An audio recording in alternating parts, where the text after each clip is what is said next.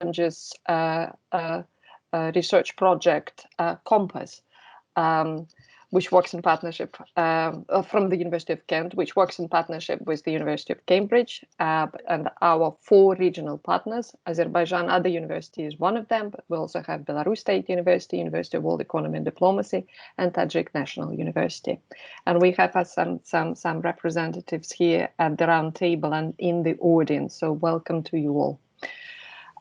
The idea of this round table emerged around the policy brief that was timely and kindly written and provided by Fariz Ismailzadeh, who will start our discussion, and also is based around the paper that was published by Kevork Koskanyan, who is also part of this discussion. It was published in The Conversation recently.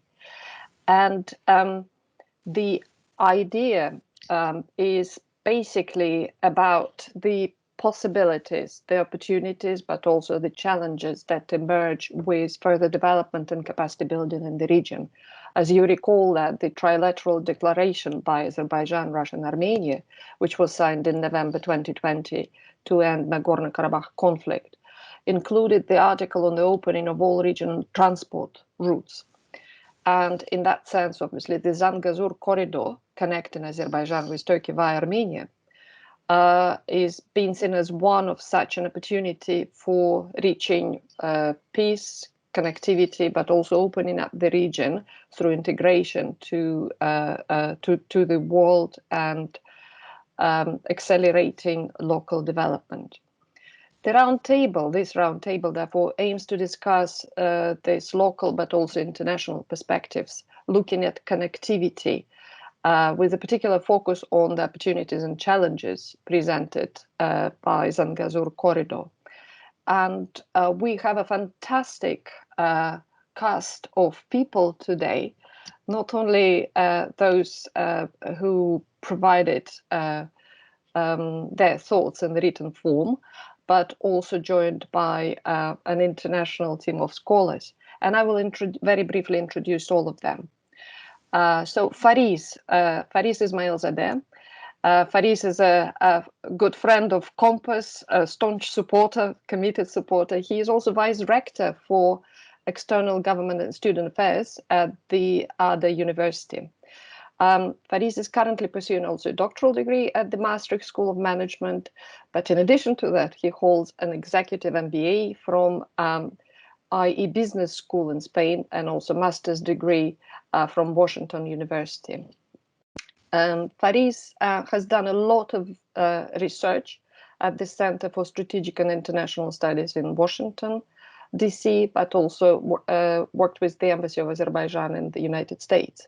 His research interests are diverse and wide, but they include obviously political affairs in the Caucasus and Central Asia, energy security and development.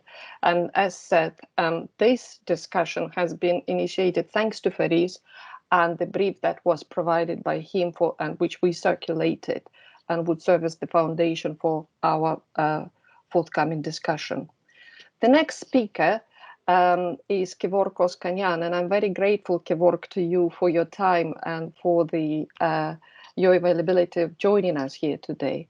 Kevork is an honorary fellow, research fellow at the University of Birmingham, and where he previously worked as a lecturer in political science and international studies department. He has previously taught at the University of Westminster and the London School of Economics, where he also received his PhD from. His current research interests include postcolonial and civilizational perspectives on Russian narratives of exceptionalism, as well as post-liberal approaches to state and international society in Eurasia and beyond. His most recent book, Russian Exceptionalism Between East and West, the Ambiguous Empire, Slipovatan, will be out in July this year. So congratulations on that, Kevork, and we look forward to reading it. We also joined by, I believe, if I mispronounce it, please correct me, is it Aike Ergun? Sorry, it's Aicha. Aicha, yes, that's Yes. what I thought because the C is like H. Yeah. Yes, so sorry about that. So No Aicha problem. Ergun, very welcome. Aicha is assistant professor from Middle East Technical University in Turkey. Professor Ergun is she received her PhD from the University of Essex Department of Government, which focused on state and society in the post-Soviet democratization of Azerbaijan. Her research interests include democratization, civil society, nation building, national identity, state building, also quite diverse, human rights and gender in Southern Caucasus, cross-border cooperation between Turkey and Europe. So Aicha, very welcome. And it's not the first time that we see each other. And I've really enjoyed your previous interventions. And we look forward to seeing you soon again in other gatherings and our events. Our next speaker will be Stanislav Pritchin, Senior Research Fellow from the Institute of World Economy and International Relations, which is known as IMEMO, from Russian Academy of Sciences in Russia. Stanislav holds his doctoral degree in history and currently is a Senior Research Fellow at the Center for Post-Soviet Studies at MEMO. Prior to this position, he was an Academy Robert Bosch Fellow in the Russian and Eurasian program at Chatham House during 2017-2018. His research interests cover political and economic development in the Caspian Sea region, Central Asia, and the South Caucasus. And since 2015, Stanislav has also regularly taken part in OSCE-led missions as an electoral observer. So welcome, Stanislav, to this roundtable. And last but not least, yet another good friend of Compass and an active participant, Ulugbek Hasanov, who is professor at the University of World Economy and Diplomacy, Uzbekistan. Ulugbek graduated from the Moscow State Institute of International Relations, known as MGIMO to the world. In 2003, he defended his doctoral dissertation on issues of regional security and national interests at the Moscow Institute of World Economy and International Relations, IMEMO of the Russian Academy of Sciences. Then he participated also in university extension program at University of California, Berkeley. And then he also worked as press secretary aide to the president of Azerbaijan in 2000, from 2000, sorry, Azerbaijan, Uzbekistan, that's correct. Yet again, another slip of tongue. Thank you, Ulugbek. 2009 to 2011. Ulugbek has published over 50 monographs and articles and textbooks. So he's very prolific, and he focuses in his research on international relations theory, political behavior, driving forces, determinant dimensions of the Central Asian politics. So welcome to you all. Just to note that this roundtable is organized under the aegis of the GCRF Compass project, to which I referred already at the beginning, which is a UK government-sponsored initiative funded by Global Challenges Research Fund, UK Research Councils. And its aim is to build global partnerships between the United Kingdom and, in this case, between the University of Kent and Cambridge, and regional hubs of excellence across what we call Central Eurasia, ranging from Belarus State University in Belarus to other universities in the Caucasus and our two universities in Central Asia, which is Tajik National University and the University of World Economy and Diplomacy.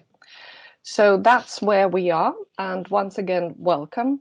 And let's perhaps begin our discussion today. Faris, I would like to invite you. I'm sure the audience would be familiar with the two briefs that we circulated. So could you please give us the kind of a brief foundation of what actually we're going to be looking at today to see what kind of implications, consequences, opportunities and challenges might be there for this interesting connectivity project? The floor is yours, Boris. Thank you. Thank you very much, Dr. Krastelova. Thank you very much, dear colleagues, for joining this interesting discussion. I am, first of all, very grateful to the organizers, to our Compass project, for hosting this discussion. I think that one of the beauties of Compass project is that they discuss not only sort of broad issues, but also concrete projects that are aimed at regional development, regional peace building. And I think this is today one of those projects, one of those themes that contribute to the peace on the ground. So I am very, very thankful to our colleagues for hosting us. I have a very short PowerPoint, and I hope you can see it. I don't know if you can see it or not, but Not yet. Can you see my maps? Okay. Can you see them? Yes. Yes. Okay, so I will just very briefly lay the ground for this discussion. As you know, we are located in ancient Silk Road, and from the Middle Ages onwards, the region of Central Asia and Caucasus has been a very lucrative trade route, connectivity and connectivity route, and these linkages have been somewhat broken during Soviet times because of the closed borders and Cold War policies. But since the collapse of Soviet Union, one of the priorities of Azerbaijani government was to restore the regional connectivity, regional transportation links, and focus a lot on East-West transport corridor. At that time, in early 1990s, East-West transport corridor was one of the most important programs of the European Union, Traseka program, and the idea was to connect EU markets with Central Asian Chinese markets via Caspian region, via Azerbaijan, South Caucasus, and EU was spending a lot of funds on this Traseka project. Government of Azerbaijan has also taken East-West transport corridor as a priority for its foreign policy, and it is not a coincidence that all regional oil and gas networks, transportation networks, and connectivity networks have passed really from sort of east to the west, connecting Azerbaijani oil fields to Georgian, Turkish, and European markets. So Baku, Tbilisi, Ceyhan, Baku, Supsa, oil pipelines, then later on Baku, Tbilisi, Erzurum gas pipeline, and the much larger pipeline which was completed last year, the TANAP and TAP pipelines, which form the foundation for the Southern Gas Corridor. And all of these was also important pillars of regional east-west transport and energy corridors. Of course, later on, we have also completed the construction of a railway project, which connects Azerbaijan, Tbilisi, and Kars. And this is the first railway connection which is really linking Turkey to the South Caucasus and onwards to the Central Asian Chinese markets. In a way, this is the, although short in distance, but very important critical link connecting European and Chinese railway networks. This railway network is already functioning. It has full capacity of up to 20 million tons of transported goods per year. And we are now slowly increasing the capacity of this railway connection towards the Asian and European markets. Several years ago, Azerbaijan also joined the Chinese initiative, One Belt, One Road, in order to boost the regional trade and connectivity capabilities. And a special focus was put on building the new port in Alat, which is south of Baku, and connecting this new port with both of this railway system, which connects us to Turkish markets, but also to the other ports which are on the other side of the Caspian, especially Aktau in Kazakhstan and Turkmenbashi in Turkmenistan. And this port is really functioning now as a increasing connectivity hub for regional transport and trade. Please also keep in mind that this port is not just a port, but also a free economic zone according to Azerbaijani legislation. So the government of Azerbaijan is hoping that much production and value-added chain will be also taking place at this Alat port. The Chinese corridors towards the European markets go via northern route, which is passing through Russia, but also through seaports, a seaway, which is passing through some straits. And as recent situation in Suez Canal has shown, sometimes these sea routes can also be fragile, volatile, and dangerous. Therefore, Azerbaijan has been advocating, together with its Central Asian partners, for the development of Central Route, which is passing through Central Asia, Kazakhstan, and via Caspian ports connecting to Azerbaijan and onwards to the Turkish and Black Sea ports. This route is much shorter and much more efficient. Of course, much needs to be done in regards to coordination of the regional efforts and regional tariffs and custom procedures, custom duties, but the vision is to encourage Chinese and European countries to use the central route for Eurasian trade. There's also another very important project connecting Azerbaijani transport corridors with Afghanistan Lapis Lazuli corridor via Turkmenistan, and this project is also quite promising and working already to transport Afghani goods via Central Asia towards the European markets. Now, very important project took place 5 years ago when Azerbaijan initiated South-North corridor. The vision was that we should not only stick to East-West corridor.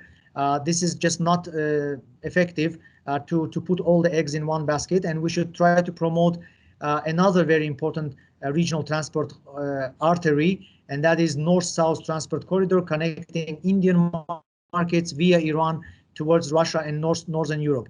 The problem with this transport corridor is that there's a missing link on railways around 250 kilometers in Iranian territory, which would connect it to Azerbaijani railway system.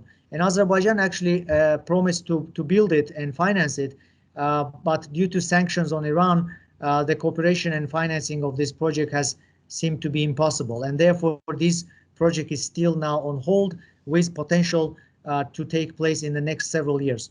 Now, I would like to say that the war in Karabakh has really opened new opportunities for these regional transportation corridors, and one of them is, of course, Zangazur Transport Corridor.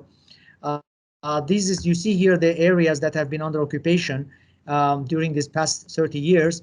And the second map that I would like to show you is the map of the post-war situation. The green areas that you see are liberated from the occupation, and the dark green areas are liberated, unfortunately, as a result of the war activities, military activities.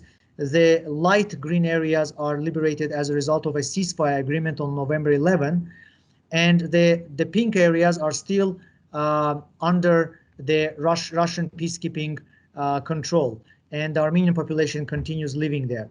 Now, these southern provinces of Karabakh, Jabrayil, Zangilan, Fizuli, and Gubadli regions, during Soviet times, they were quite important connectivity hub for Russian-Iranian trade.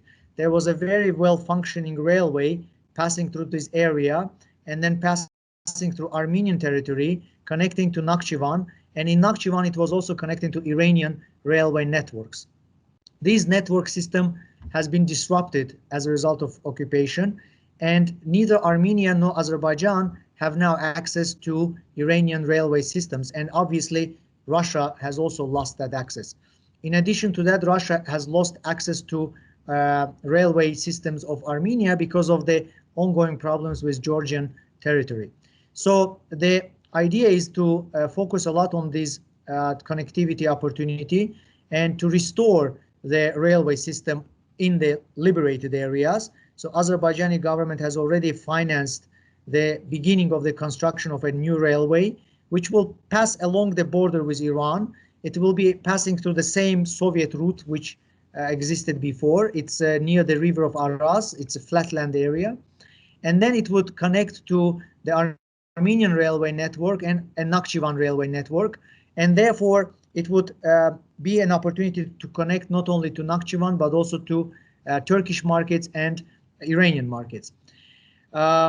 Now, this is also a unique opportunity for Russia because Russia receives the first time ever access to Turkish railway systems via Azerbaijan, via Armenia. It would be able to export its goods to Turkish markets and also will have access to Iranian and Armenian railway networks. here I would like to show you the map of the potential transport corridor, Zangazur transport corridor. The railway system in Nakhchivan is quite well functioning, and the connection to Armenian territory, it's the closeness to Yerevan, capital of Yerevan, is really impressive. It's much easier to export goods, to reach goods to Yerevan via Nakhchivan than via southern provinces of Armenia, because it's a mountainous area and there is no railway system existing there. So the only problem now at the moment is that this Zangazur corridor, which is this Armenian territory here, is requiring a political decision by Armenian government to open it up for regional trade and regional connectivity, to allow Azerbaijani goods and trains to pass through this area, and to connect it with Nakhchivan, Turkish, Armenian, and Iranian markets. There's a potential here for not only regional connectivity, but also for regional economic development. As a result of these large-scale transportation projects, the region of Karabakh, as well as Armenian southern provinces, can really win a lot from this cooperation, and the region can become a vital hub for greater Eurasian connectivity. One potential loser of this Zangazur corridor would become probably Georgians, because right now, as I have shown in the map, the Georgian transport corridor is the only transport corridor connecting Central Asia, Azerbaijan to European markets. And this new project, the railway project that we have built, has been quite a strategic and visionary project for regional connectivity. But it is a bit long and a bit cumbersome for Azerbaijani goods to pass via Georgian territory if they can pass so easily via Zangazur corridor and reach the Turkish and Iranian markets. So therefore, we understand the concerns from the Georgian side, but both government of Azerbaijan and Turkey have said that Turkish goods and Turkish exports via Georgian territory will continue, and that Georgian transport corridor will remain a vital hub for greater Eurasia trade. I will conclude here, and I will say that we are optimistically waiting for parliamentary elections in Armenia to see the results of these elections, and we are hopeful that some pragmatic voices, pragmatic forces will win these elections, and a two-side win-win cooperation on this transport corridor will become possible. Thank you for your attention. I will stop here to give chance for other speakers as well.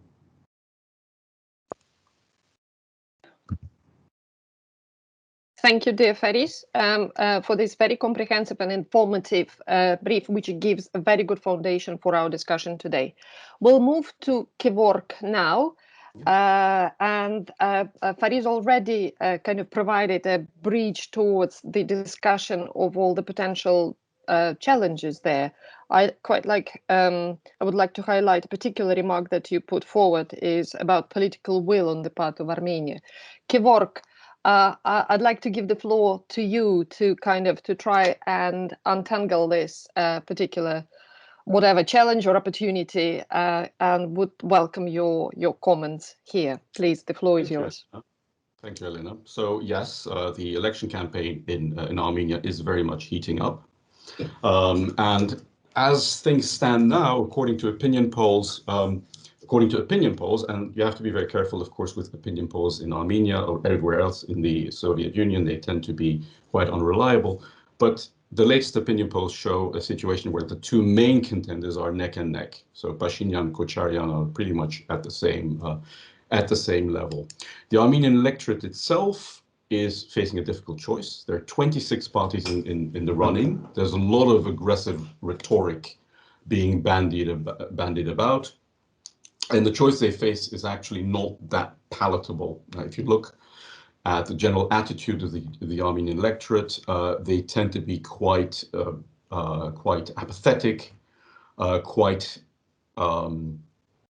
alienated from the political elite that they see before them. Because of course, on the one hand, you have Pashinyan, who lost the Second Karabakh War. There's no way around that. And then you have Kocharyan, who's mostly associated with the period around 2000, 2008, when you had the emergence of corruption and his presidency, which ended with the events of March 2008, where 12 citizens were basically killed by on his orders. In terms of the differences between the two frontrunners, Pashinyan and Kocharyan, their rhetoric is quite different. Pashinyan, the populist, certainly more of a populist than a liberal. He's certainly veered towards a populist, a very aggressive rhetoric about retribution, vendettas, and so forth once he comes to power. But in terms of general development of Armenia, he talks about peaceful development. That's his main theme. His slogan is "There is a future, Abakaka." Kocharyan, on the other hand, stresses his military credentials. He talks about building a nation army, very much rebuilding Armenia's army. Socially takes a very conservative nationalist view. He's talked about banning Soros, so much more pro-Russian as well. They both have very different support bases. So Pashinyan has a support base.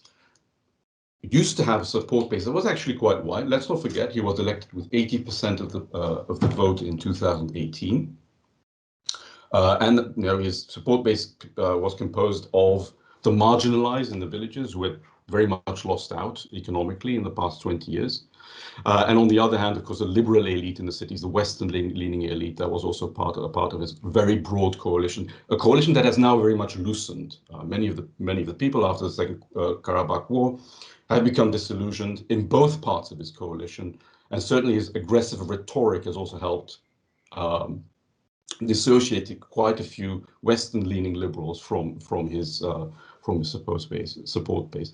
Kocharyan, on the other hand, tends to attract urban conservatives, people who are more of a conservative disposition, certainly nationalists, and people who used to profit from the ancien regime, so to speak. They both have resources. Pashinyan has the administrative resources. Kocharyan has financial resources, very clearly visible. He's been able to open 800 electoral offices virtually overnight over the past few weeks. But as I said, both of them are really not.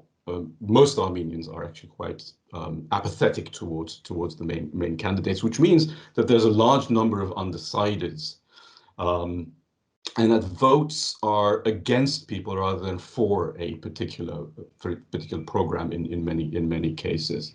This also means that you might see the emergence of a very unexpected dark horse candidate at the last moment, as the situation is very fluid, and the electorate can go in unexpected places. No one knows what will happen in June. So one of the possibilities is that it's not a simple two-horse race. Suddenly you see an unexpected third-party candidate gaining an unexpected number of votes. There will probably be a lot of contestation after the 20th of June. I don't see either of the candidates accepting the outcome. So that will also keep Armenian politics from settling on a particular pattern going forward. Now, in terms of the meaning for regional security between the two candidates, I think there's this assumption being made that there's a stark contrast. I think that should be tempered.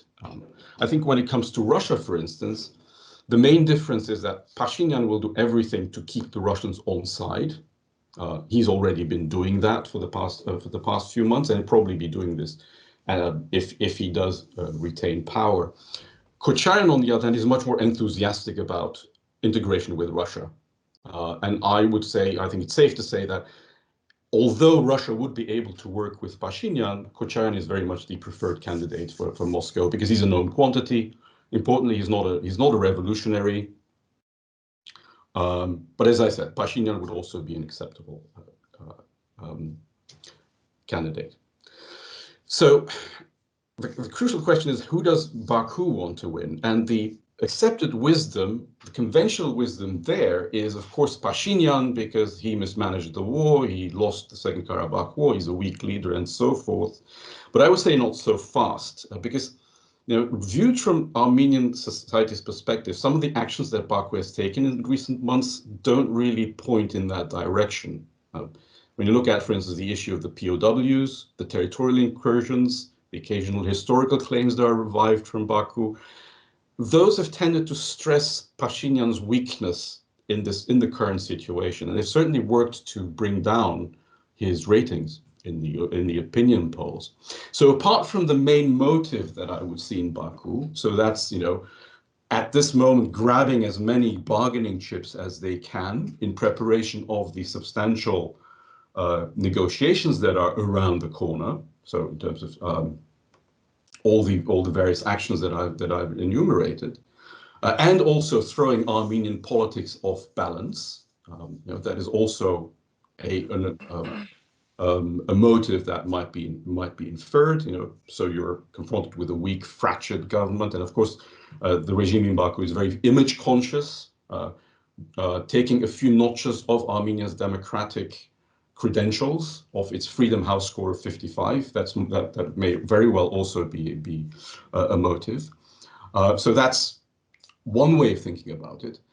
And the other thing that I would like to challenge is the idea that Baku would necessarily be opposed to Kocharyan being prime minister, or that they would necessarily be not want Kocharyan to succeed. Because let's not forget, Kocharyan is a nationalist, but he was also a pragmatist. The closest Armenia and Azerbaijan ever came to an agreement on Nagorno-Karabakh was in Key West in 2001, and that was between Kocharyan and Haydar Aliyev. Let's not also forget the extreme dislike, very clear personal dislike of Aliyev versus Pashinyan, and this has been evident over the past few years. And also the fact that Kocharyan, you have this paradox of Begin Sadat or Nixon Mao.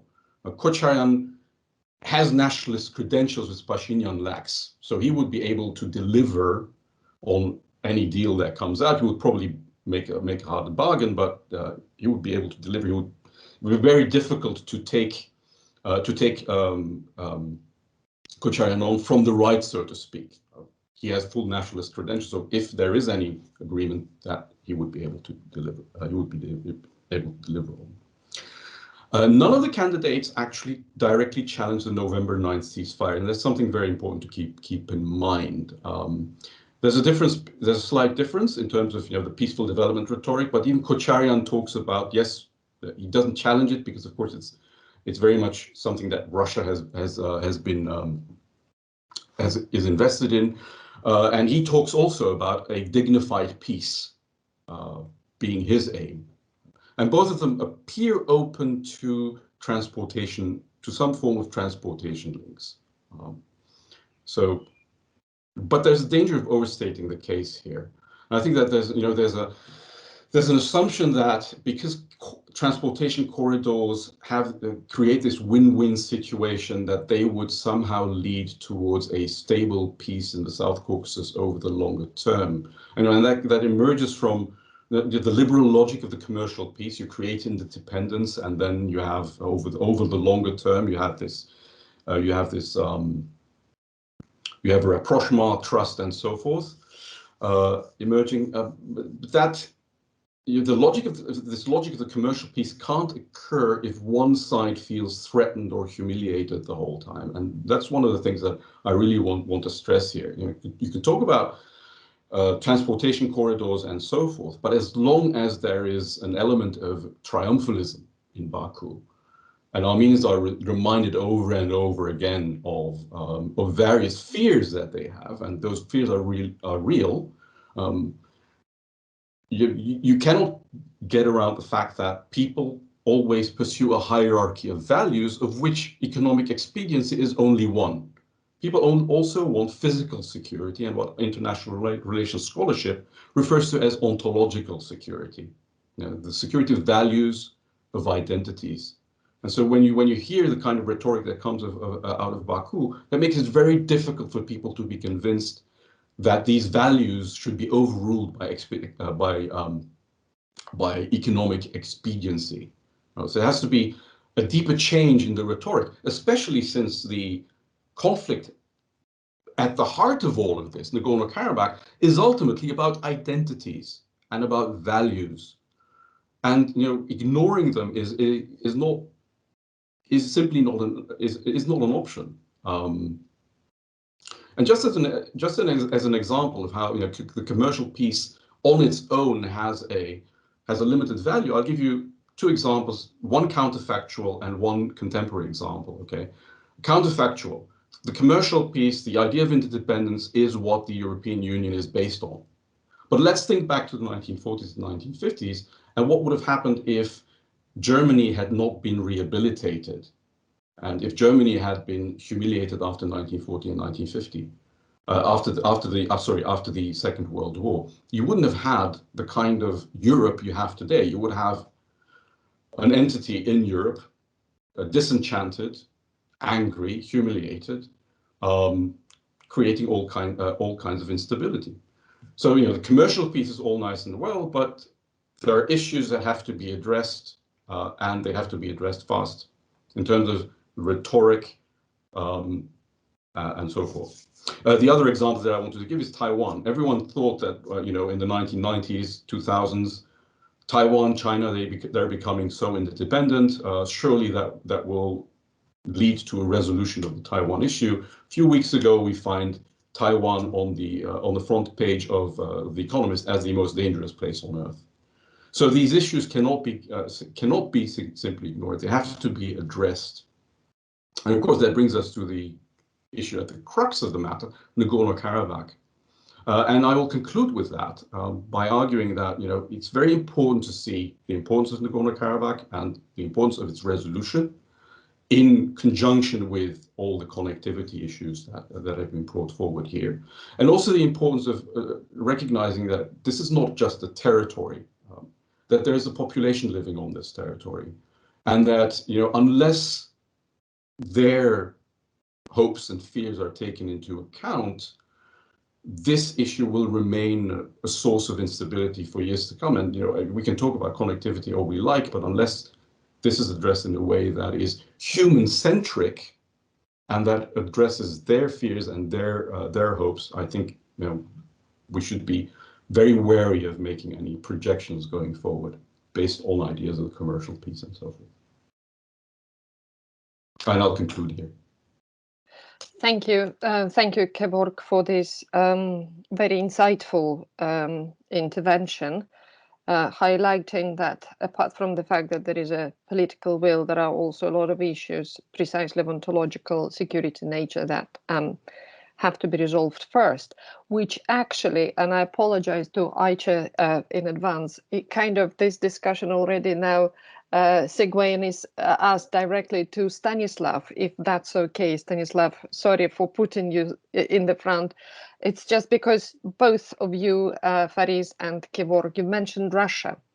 And I think it would be very timely now to actually give the floor to you in terms of trying to understand then where does Russia come in here in this very complex situation, and in terms of kind of helping possibly to navigate this complex landscape towards a kind of peaceful future and sustainable future where both commercial interests and ontological security interests can coexist in par with each other. So Stanislav, the floor is yours, and Aicha, you will come next, if that's all right. Thank you. Thank you very much, Elena. It's quite challenging to make a speech after Faris and Kevork, because they really covered a lot of very important aspects of this resolution of Nagorno-Karabakh conflict. Basically speaking, of course, for Russia, it was a great challenge during the whole current history of the conflicts in the 90s, because both Armenia and Azerbaijan are very important partners of Russia, especially after the 2008 war between Russia and Georgia, and among the South Caucasian countries, only Armenia and Azerbaijan became more or less stable partners. And in such circumstances, each conflict, each tensions on the border between Armenia and Azerbaijan were quite challenging for Russia, because Russia is a member of Minsk group of OSCE as a main international mediation institution, and Russia basically is the also mediator within the triangle Russia, Armenia, and Azerbaijan.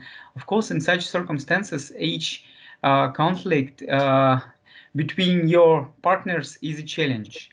And the aggravation and the Second Karabakh War, which started on the 27th of September last year, was not an exception, and especially the degree of this conflict.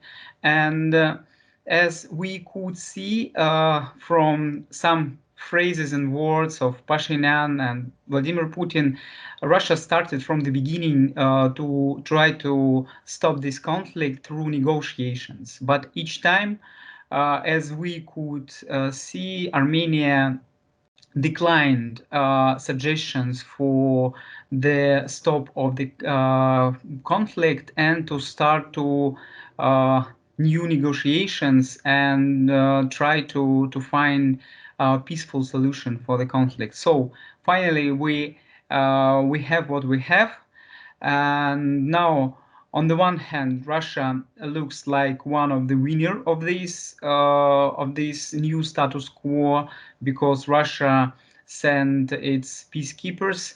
On the one hand, yes, this is the great step forward for increasing your influence in the region, but at the same time, according to the statement, there is clear instrument to stop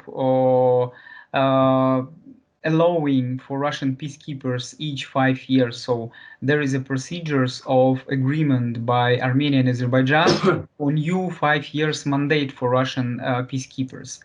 And at the same time, of course, responsibility, because responsibility of Russian peacekeepers is quite high, because the life of Armenian population of Nagorno-Karabakh is under full control and under full responsibility of Russia, especially taking into account that there are a lot of tensions, and the process of implementation of the agreement from the 9th of November is quite problematic, with a lot of problems. And speaking about Zangazur Corridor, this is the southern possible transport route close to the Iranian border.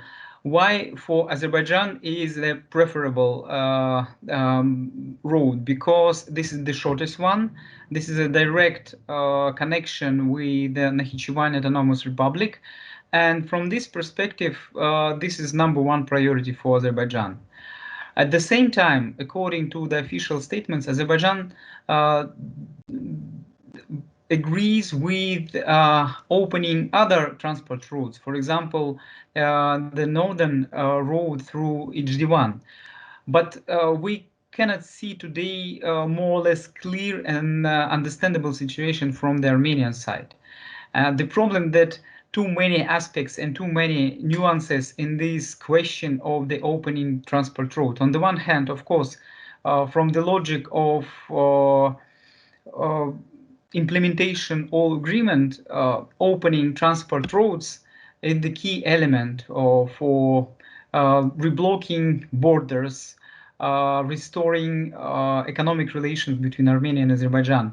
But there are too many problems and too many too much inertia from this conflict inertia, because Armenia and Azerbaijan during 30 years have been living in the conflict war stage of the relations. It's not easy to just to turn the page and start to negotiate, even start to conversation, we could see how many problems on the border between there are no bodies for negotiations. Only with participation of with mediation of Russia, some process of delimitation of state border between Armenia and Azerbaijan is going on now, but it's not enough. Of course, this trilateral working group on the level of vice prime ministers is an important body. There's not enough for covering all lack of institutions and legal documents in relations between Armenia and Azerbaijan.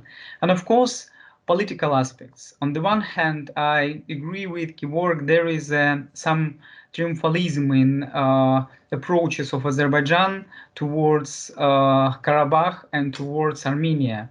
Azerbaijan and Azerbaijani government and society would like to implement everything from the agreement of the ceasefire immediately, but it's impossible, and these high expectations on full-fledged implementation all parts of this agreement of course creates some tensions and some demands from the government, from the society to do it faster, to create pressure to Armenia. On the other side, in Armenia, there is a real full-fledged crisis, existential crisis, because Armenia during these 30 years they felt themselves winners of the First Karabakh War, and immediately, just for 44 days, they crushed all their understandings and feelings about themselves. And now it's very difficult to tackle with this new reality, and especially consequences for political situation is quite drastic, and we could see that at the beginning of this campaign, Kacharyan, with his anti-rating, was quite far in his ratings in comparison with Pashinyan. But now we could see that consequences and of this war really crushed and influenced very much on the Pashinyan's rating. Regarding the future, it's quite difficult to say that it will be optimistic future. We, with my team, provided research about possible future scenarios for Karabakh future implementation. And of course, we created expert polls among Armenian and Azeri experts. The main conclusion for us was that both sides looking forward for future quite optimistically.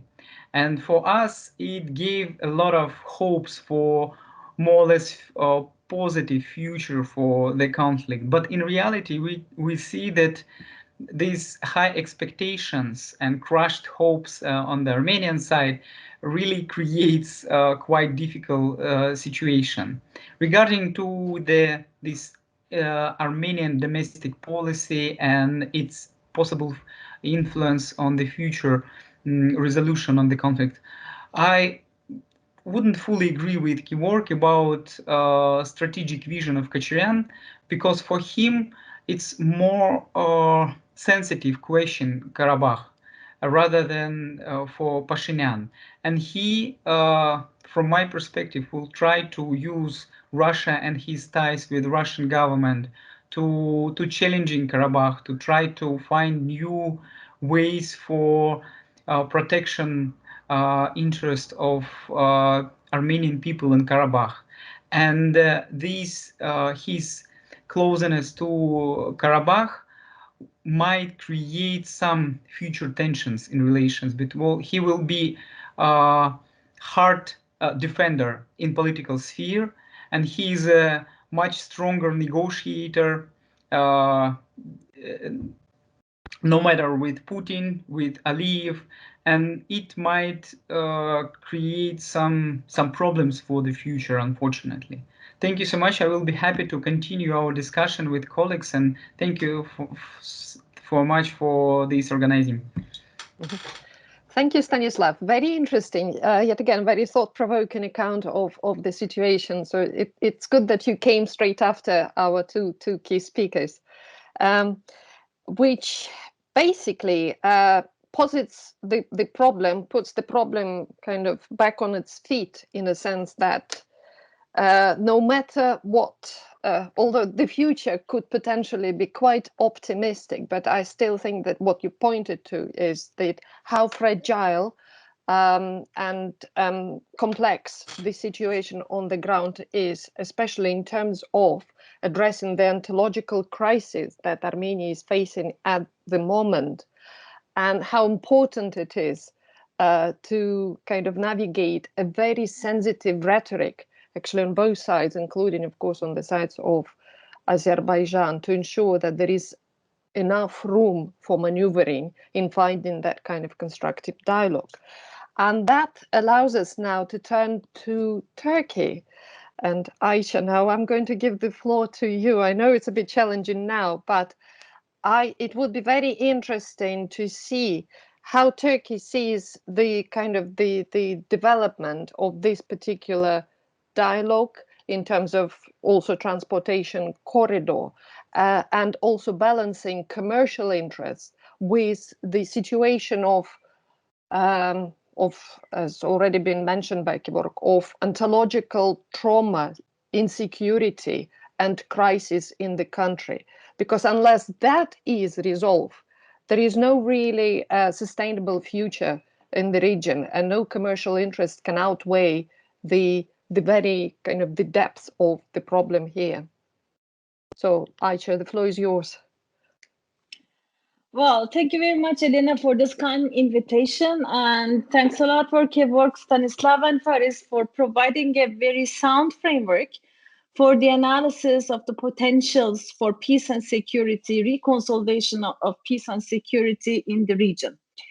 If I would start with the Turkish perspective, I would say that if Azerbaijan is for Zangazur Corridor, then Turkey will be for Zangazur Corridor. If Azerbaijan is for the establishment of Pax Caucasia with the involvement of Azerbaijan, Georgia, and Armenia, along with Turkey, Iran, and Russia, then Turkey is for the establishment of the Pax Caucasia Forum network or cooperation schemes. Before I would conclude, that's why my assessment on Turkey is very brief. So basically, if Azerbaijan will initiate and will argue for the restoration of Zangazur Corridor in order to build up Turkey and Armenia through Turkey, Armenia, and Azerbaijan through Zangazur, Turkey would not have any problems, and the country, not only the political elite, but also the society, is open for all types of trilateral, triangular cooperation, interdependencies at multi-leveled, multi-acted processes. And I don't see any problem for Turkey in getting involved any kind of cooperation mechanisms or institutions for the peace and security of the region. But I think Turkey alone is not the determinant factor or actor in shaping the peace building, the potentials for peace building or security building in the region. So it is very amazing, actually, that for the last couple of months, we started to talk about the war. And then we started to talk about the potentials for the peace agreement or potentials for the ceasefire.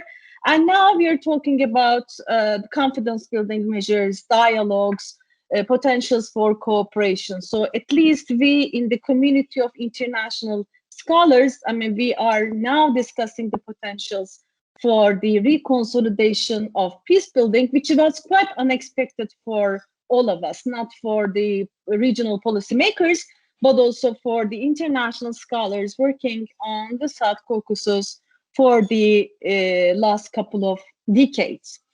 So basically, I think that economic cooperation and the collaboration or cooperation in terms of the transportation links is an easy task to start with for all parties, not only for Russia, Iran, and Turkey, but also Azerbaijan, Georgia, and Armenia. But on the other hand, as of today, I rather see it as a kind of a wishful thinking for a couple of reasons. I don't say that there is no such potential for further cooperation, but I think there are kind of some preconditions that should be addressed in order to reveal the potentials for this conflict, which are kind of covered by Stanislav and Kevork. And one is culture, obviously. The other one is memory, I think. So basically, particularly the component of culture and memory among Azerbaijan, Turkey, and Armenia, they are very, very relevant as of today, and will be very relevant for initiating any type of cooperation among these three countries. I think possibilities for cooperation between Armenia and Azerbaijan is an easier task compared to the possibilities between cooperation compared to the possibilities of cooperation between Turkey and Armenia. Why? Because Azerbaijan and Armenia has the previous experience of cohabitation, so they share the history, right? Whereas Turkey and Azerbaijan share the geopolitical strategic interest along with cultural proximity. So basically, they do have this cultural, religious, linguistic, and ethnic background that they share, which constitutes a source of inspiration for both parties to initiate all types of cooperation. Whereas on the other hand, Armenia and Azerbaijan, they have the previous history of conflict, obviously, but also the previous history of cohabitation. Both countries, they have minorities living in their own countries. So basically they experienced the Soviet rule together, and they experienced the problems of the transition period together.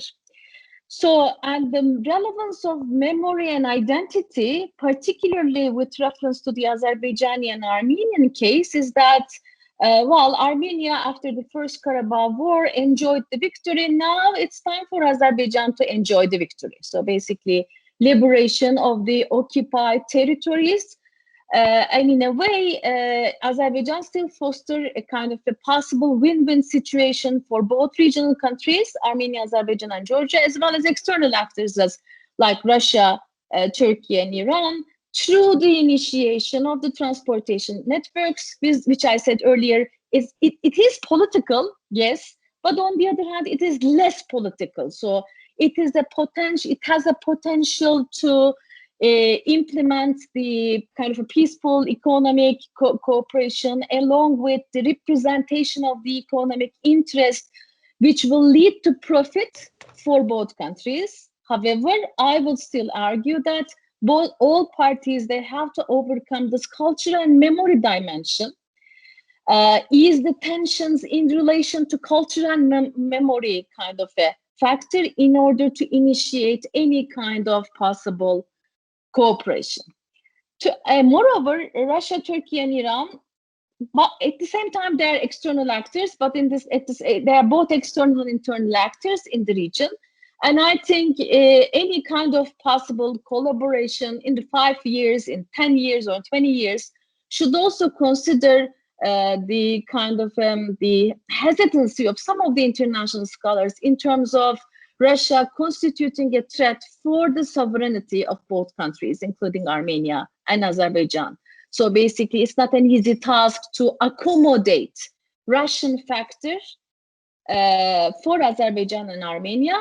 And it is not an easy task for Turkey to kind of to tackle with the Russian factor. As of now, well, during the Second Karabakh War, and as of now, Turkey and Russia, they enjoy kind of a competitive partnership, and competitive partnership is is rather threatening, because you have both competition and partnership, and then you may not necessarily know when will this competition will overcome the kind of a cooperation, or when countries, Russia and Turkey, will be willing to make kind of a concessions when it is a question of cooperation.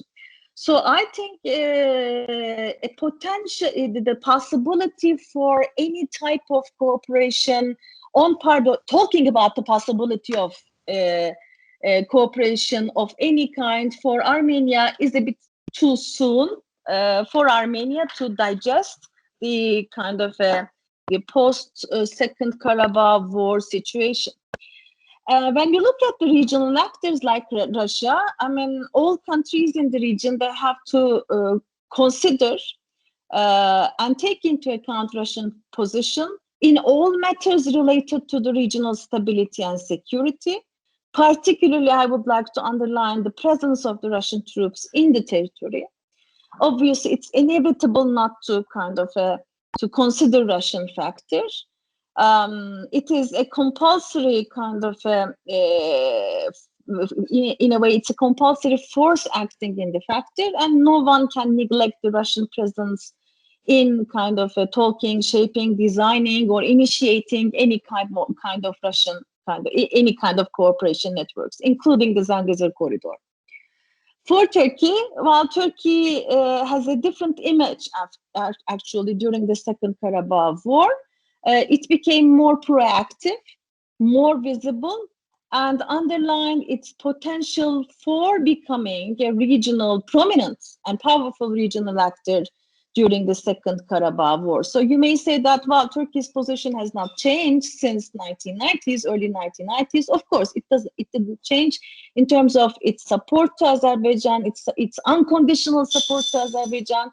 However, during the Second Karabakh War, we do see the increased presence of Turkey, increased involvement of Turkey, increased visibility of Turkey about on the issues related to peace and security in the region and in the aftermath of the Second Karabakh War. And we have Iran.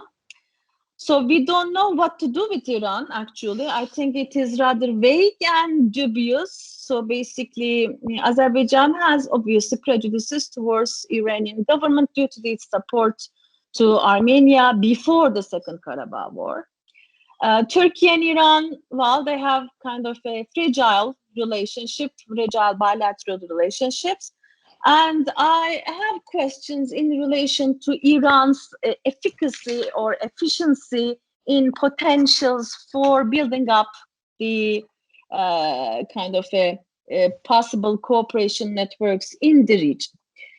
So we have, I think, the realization of the Zangazur Corridor, which offers great prospects for the possible links of transportation, economic development. It is important. However, it is not only about the nature of the bilateral relationship between Azerbaijan, Turkey, Azerbaijan, Armenia, and Azerbaijan and Turkey, Azerbaijan, but rather it is the nature of this triangular relationship in these three countries will inform the potentials for the peace building in the region, along with the regional actors, Russia and Iran. So basically, what I would say is that Zangazur is a bridge for potential, is a real bridge, so for potential schemes of cooperation. Zangazur is a symbol, will be a symbol. So basically, for the potentials of the sustainability of peace and security in the region. And Zangazur will be the signature, again, for the institutionalization of stability and security in the region. But as I said at the beginning, it is not at all an easy task. Although transportation and economic development, they are seen as being easy to develop. Well, we have this in the establishment of the Black Sea Economic Cooperation. So basically the member states in BSEC, for example, wanted to undermine, or not undermine, but let's say not highlight the conflicts or dichotomies in the region in order to offer economic prosperity for all countries. But obviously, as of today, we cannot necessarily talk about the kind of efficiency of BSEC. So basically, it's not the same, but economic development or fostering the economic development or putting the economic development further through transportation is not an easy task for this cultural and memory luggage that all countries in the region have. Political ties are to be established, institutionalized at all levels, and it is not easy to develop. So it's not easy to overcome the hatred, which is quite a kind of a significant part of this memory. As I said earlier, it will take time for Armenia to kind of to digest the consequences of the Second Karabakh War and keep up with it. As I said again earlier, it is time for Azerbaijan to enjoy the liberation of the occupied territories and the reconstruction, which is quite significant, of the liberated territories. And I think Azerbaijan's the reconstruction of the infrastructure, building, etc., in the liberated territories will be the proof of Azerbaijan's reconsolidated presence in its own territory. So it is a signature as well. Okay. Turkey being the strategic ally. I'm finishing up. This is my last sentence. Okay. And Turkey being the strategic ally for Azerbaijan will be in favor of anything suggested, proposed, and initiated by Azerbaijan. Thank you very much for your attention. Thank you, Ayça, yet again for a very informative intervention where you underline that obviously it's not just bilateral, but also triangular relationships are very important. But once again, also underscoring the importance of culture and memory and identity. What in our research actually shows was the focus on resilience. It's not just the memory looking back and the identity, which kind of a reflection of today. It's actually future outlook in terms of good life, which actually matters. And this idea of good life should speak not just simply to to the context we currently find the region in, but also in terms of trying to work together in terms of overcoming, as you said, the hatred, the fear, the insecurity, and so on. And that's where sensitivity is so of utmost importance here between all parties involved, and especially between Armenia and Azerbaijan, where perhaps, celebration of victory is one thing, but on the other hand, being sensitive to overall situation is the other. And now we're turning to Central Asia. And Ulugberk, I understand that you feel a bit fatigued from all your travels, including obviously being engaged in Primakov evenings in Moscow. But we would really appreciate your account, because after all, the idea of connectivity clearly involves Central Asian stakeholders, and Uzbekistan is well positioned to speak about it most proficiently. So please, the floor is yours. Could I just ask for short intervention so that we can address a range of questions in the time left for the discussion? Thank you. Thank you, Yelena. To begin with, I'd like to thank my campus colleagues and organizers of this very important discussion. Nargiz Ismailova, my colleague from Azeri team, and the Yelena Krastelova for inviting us to participate in this discussion. So the topic is very important for Central Asians, because Central Asia, as far as you know, is landlocked region. So any alternative roads, logistical and transportation roads for the Central Asia is important and would be considered by them as an issue of high priority for almost all Central Asian nations. So that's not just about the view and attitude of the Republic of Uzbekistan, but almost whole Central Asians are very much interested on thinking and developing a certain alternative and convenient, comfortable, and safe logistical and transportation routes, ensuring the exit for the roads and the export-import operations and investment operations, and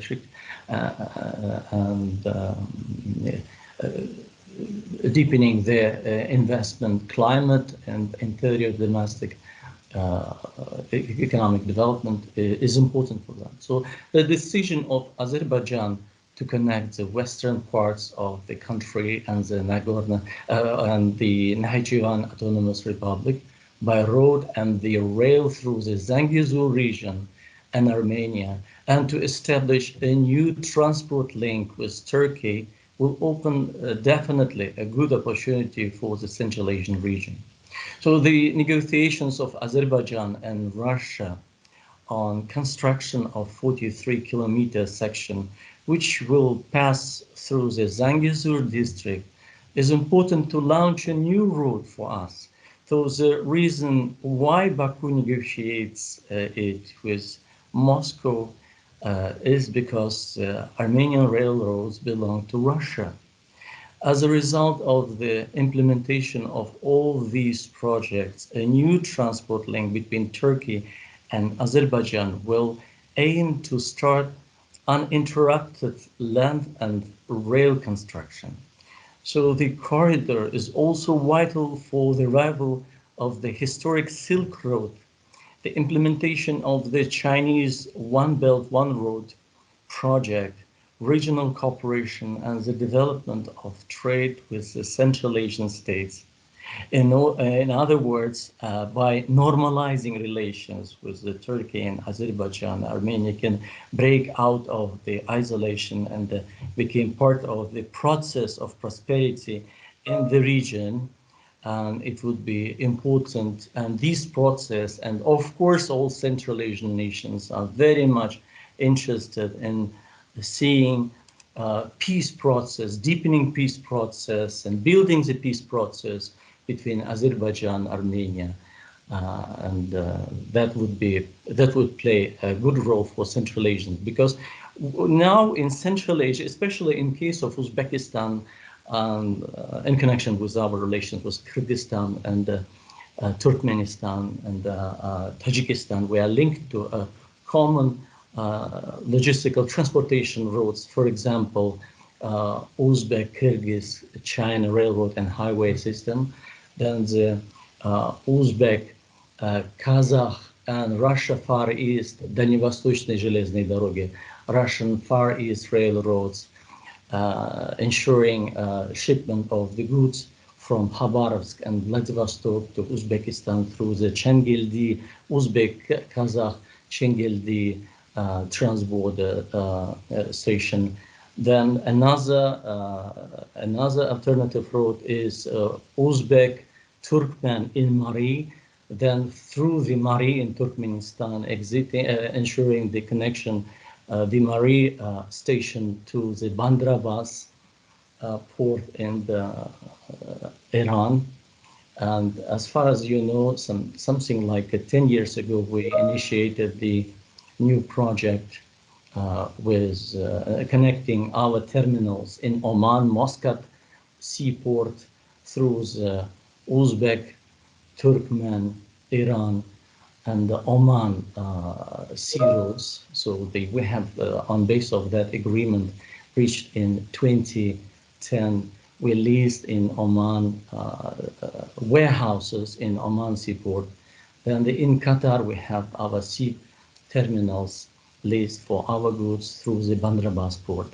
So in something like 2007, we had a very short period, very short period, we have used our transportation link before 2008, before the war in Georgia, we have used our link, transportation link with the Sukhumi seaports connecting Uzbekistan, Georgia, Azerbaijan, Turkmenabad port in Turkmenistan.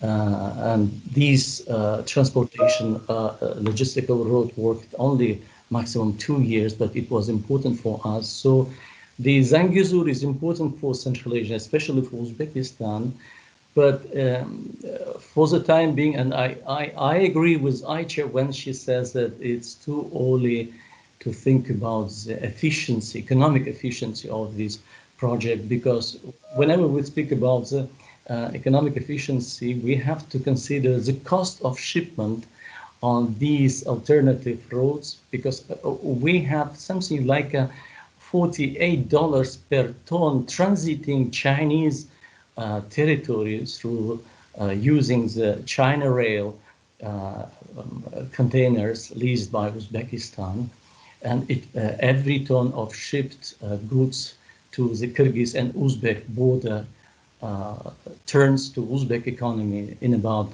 $48 per 1 ton of transit good through the territory of China, while we have $37 shipment cost coming, turning to Uzbek economy through the Дальневосточные железные дороги, Russian Far East railroads from Vladivostok to Kazakhstan, and Kazahi railroad transborder station in the Chengildi. So to Bandarabas, we have the cost of our shipment to Bandarabas ports, then link it to the Arab seaports in Arab countries. So something about the $42. That's why at the same time we have to think about the cost of potential price and the cost of the shipment through the Zangazur, which is important for Central Asians and for Uzbek economy. That's why, and we have this at the same time we keep in mind the consideration of the Uzbek initiative to work with our Pakistani partners to build a South Corridor linking Uzbekistan with the Gwadar port. So all these alternative routes are very much understood by Central Asians through the cost, through the price of the shipment, and at the same time, more important element is political stability, because whenever we speak about the alternative... I'm so sorry, we just want to have a bit of discussion, so could you please try to round up and move to conclusion so that... So my conclusion is the political stability in every logistical road is important for Central Asians, and the cost, the price of the shipment is very important for Central Asians. So two factors, political stability and the cost of the shipment. So of course we are very much interested in the new road in Zangazur, but we have to keep in mind two elements. So thank you. Mm-hmm. Fantastic. Thank you very much, Ulugbek. Very important point, addition to our conversation. So, dear colleagues, I can see that we've opened the Pandora box here, and I don't think we will be able to embrace all the issues that you've put on the table in this one discussion. But nevertheless, it underlines how important and timely this discussion is. So I'm very grateful to Faris for initiating it, and to also all of you for putting so many important and relevant issues on the table. I feel that we need to return to this discussion post-June election in Armenia, if anything, just to see how, you know, things could potentially pan out after that. But for now, I feel that, you know, the two kind of protagonists who initiated the discussion, both Faris and Kevork, should be given really a very brief opportunity to maybe either respond to all the provocative thoughts here, or maybe to give their comments very briefly before I welcome other questions. Please also posit your questions in the chat, which I'm trying to monitor through my phone because for some reason it's not showing on my computer. So Faris, please, would you like to respond? Yeah, I will just make a 20-second intervention to say that actually integration, well-being, and stability of Armenians is now a very important priority for government of Azerbaijan. And although there is a sense of celebration over the liberation of occupied territories, but in the long run, we are trying to send positive signals, such as transit of gas through Azerbaijani territory, such as opportunities for exchange of prisoners, etc., etc. So all of these signals are done in order for Armenians to feel safe, secure, and also well integrated in the region. So that is primary priority of the policy now. Thank you, Faris. Very important point to raise. Kevork, anything to add here, please? Well, I'll actually stress the importance once again of ontological security, and how it actually directly affects the whole idea of connectivity. The very term Zangazur Corridor elicits all kinds of reactions in Armenia. Zangezur is a less problematic term because Zangezur was a term that Armenians used as well for the rayons that existed before the province was renamed Syunik. But corridor elicits very negative reactions because Armenians feel that there is this claim, this historic claim on that particular part of Armenia that was reiterated by Aliyev, and that stress that again puts in perspective the importance of rhetoric and what you say, and keeping in mind the concerns of your counterparty. Otherwise, it won't work. If even this terminology is It's problematic, then you know where to start. I think it's also very important to clearly not set expectations too high. And I always like to make a distinction between normalization and reconciliation. Those are two very different things. I mean, normalization to me basically means that you have some cross-border interaction between the parties, that you have the parties talking to each other, perhaps even having diplomatic relations, in spite of all the problems they might have. That is achievable, provided there are the necessary confidence-building measures going forward. Reconciliation is a completely different matter altogether, but at some point it will have to be broached. And the problem there, of course, is, and Aisha has talked about how Armenians and Azerbaijanis had this history of cohabitation, but of course that is already 30 years in the past. And what's more, the kind of cohabitation they had was actually quite toxic under the Soviet Union, which created these very different identities, essentialized completely, and which then turned completely contradictory. And that is what makes reconciliation such a difficult issue, because the identities are so contradictory. The histories are they erase each other, and you've seen that in recent months as well in and around Karabakh. So all of that will have to be addressed at some point. So keep your expectations low, I would say. Start with the beginning, with what we have now. Resolve the immediate aftermath, whatever is left from the conflict itself, Second Karabakh conflict, and then slowly but surely move forward from there. Very important points. Thank you, Kevork. So normalization, reconciliation, building the future in terms of good life and new identity, around new identity and so on. I can see that Montu has raised a hand. So Montu, the floor is yours. Very briefly, please, and see if we have any. Time has run out for such a fantastic, opening, even for our next 2 days of discussion. So I think one of the main things I really wanted to point out, and they're critical observations of what has been said, rather than questions. The first is that I think the point that Faris has made all throughout, the collective good of the region, and question is what we call the region, and how it can snowball. We need to bring the idea that how it is not only the immediate region of the three countries of Caucasus, but the bigger, Turkey, Russia, and importantly, very importantly, Iran and Central Asia. They have to be bigger in discussion for such projects to have a meaning. So meaning when would economics start to make political sense? And that would be, the dynamic interplay between the story. And that's what I would say, in contrast to some of the things that were said, that Central Asia is a good learning place for Caucasus. Despite, I would argue with Kevork that similar things were done or did happen in Central Asia and other parts of the Soviet Union, and had certain similar tensions. But how the region works together is quite a different story. And then Central Asia can provide perhaps a different thinking ground. And the final point I want to make is I also noticed very interestingly how the Turkey, the IR, Turkey Center IR and the Caucasus Center IR are going through existential crisis as well. It's a history of IR which was built on a NATO friend, Russia, Soviet Union enemy, Iran in a particular way, and that reality has changed.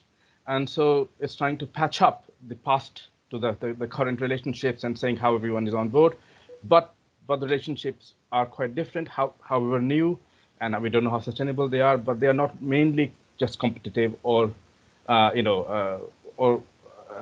tangential. So the basic point is eventually we need to think beyond just corridors or transport. We need to think of how co-production and co-investment into things going forward, and how Central Asia and Iran can play a role together. I don't have time to justify any of my claims, but I think we need to bring that on board. Central Asia and Iran must be part of a bigger conversation than they are right now. Fantastic. Thank you, Monta. Absolutely agree with the idea of actually having this much, much bigger forum in terms of churning over these very important questions, including the questions of not just capacity, but also identity building. So Aicha, perhaps not just PAX Caucasian Forum, but much, much bigger than that, involving all the other stakeholders in that sense.